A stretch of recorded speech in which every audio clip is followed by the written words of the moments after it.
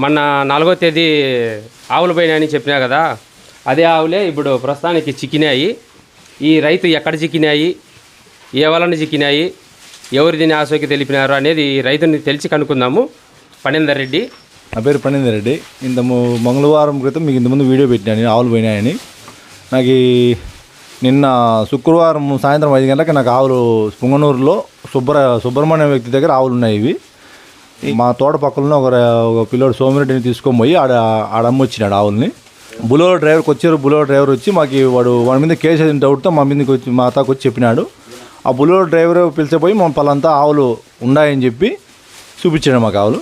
మేము వాడికి పోయిన తర్వాత సీసీ కెమెరా ఫుటేజ్ తీసుకొని దాని ద్వారా ఆవులు తీసుకొని బయటకు వచ్చినాము. ప్రస్తుతానికి కేసు అయితే కొచ్చేరులో కేసు ఫైల్ చేసినాము. ముఖ్యంగా వ్యక్తి దొరకలే.